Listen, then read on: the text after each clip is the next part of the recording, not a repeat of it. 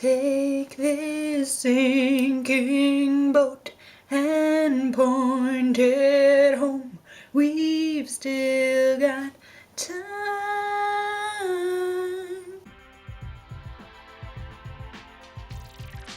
Hi guys, sorry I didn't mean to leave you for over a month. That was just kind of, life got crazy. I flew back to Canada for Christmas, and even though I actually saw this show for my December month, I'm telling you about it in January because I'm going to see my January show this afternoon, and I figured it's about time I tell you about this one. But last month I went and saw Once at the Phoenix Theatre in London, and it was really an enjoyable time. The story of Once is about a man in Dublin and a Czech woman who is also in Dublin, and they meet and they kind of build this friendship that then turns into a romance.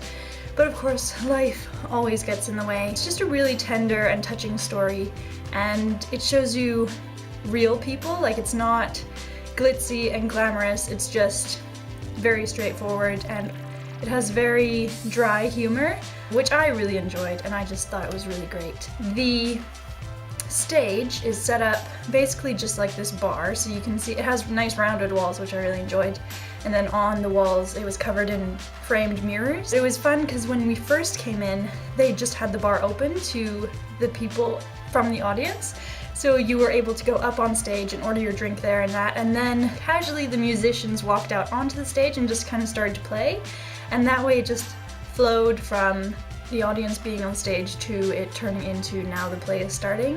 And I just thought that was a really comfortable way of starting things, and it just gave a whole different vibe to the situation. Like, it made it feel like we, the audience, were part of the story, which was really cool. Let's talk about the music.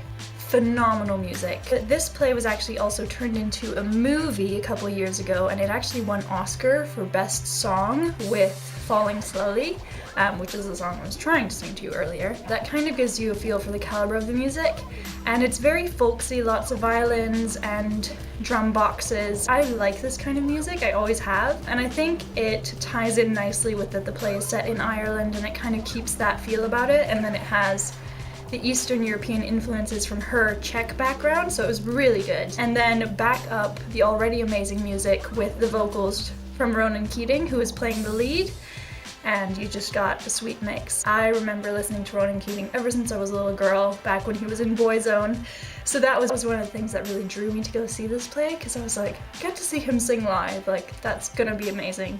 And it was. Like I said, Ronan Keating plays the lead of this Irish man who's a Hoover fixer, which is vacuum cleaners, and he's just kind of lost and kind of floating through life. Still lives with his dad, and he's upset because the woman that he loved moved away to New York, and he's still kind of heartbroken over that and just is almost given up on life. And then he meets this Czechoslovakian lady, and she is just so full of life and so hopeful. Even though she's had a hard past herself and has things that she's dealing with, she kind of helps him to see the joy in life again, and it's a really lovely story. The woman is played by Jill Wintersnitz, and she put on an amazing Czech accent all the way through, and I thought this is some kind of Czechoslovakian actress.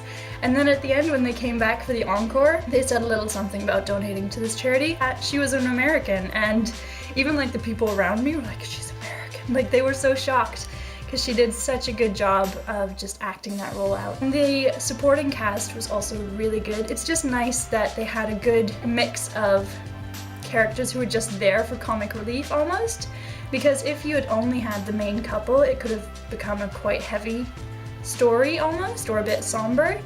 But to have these things, that little comedies that just kind of interchanged between the scenes, it was so good, and it was just had me cracking up, because I guess it really was my kind of humor. It's very dry and just people being who they are, but that coming across as silly somehow. The set stayed the same, so it was always that bar that I was talking about earlier.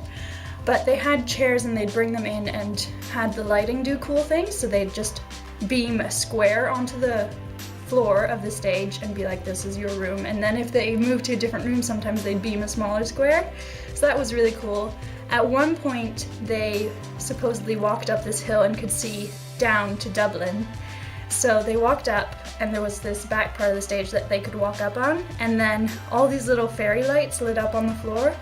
and made it seem like it was the city from far away. So I think they did it in a very clever way where, without changing too much, they still portrayed the different places that they were supposed to have been. Also, the way that they changed the props on and off the stage was very cool. They choreographed like these different dances and everybody like moved a certain way. So it was kind of like watching little dances in between as they changed the set, which I thought was a really cool way of doing it rather than just quickly shuffling stuff on and off. To actually incorporate that into the play and make it something beautiful to watch while you wait for the next scene to come on is really cool. And that brings me into the choreography. It was very interesting. There was one point where they did like a ballroom dance in the middle of the stage, two of the supporting actors, but the rest of the time it was a lot of foot stomping to go with the music, and some of it was very like interpretive dance, like a lot of hand movements and things like that. All in all, I thought it was a really good play. I really enjoyed it, and if you get a chance to go see it, I highly recommend it. If not, you could watch the movie. I myself have not seen the movie yet, but I've heard good things and it has the same music, so it's probably worth checking out. I am going to give this 4 stars because I really liked it, but it didn't have some of the glitz and glam that you get from the bigger shows, which isn't a bad thing, but it just made it almost like a more comfortable and subtle feeling of a night out rather than going into the big city and seeing a big show. So that's what took away from it a little bit compared to some of the other things I've seen. But a solid 4 stars, and I really liked it. And yeah, that's all I've got. See you guys next time. Bye.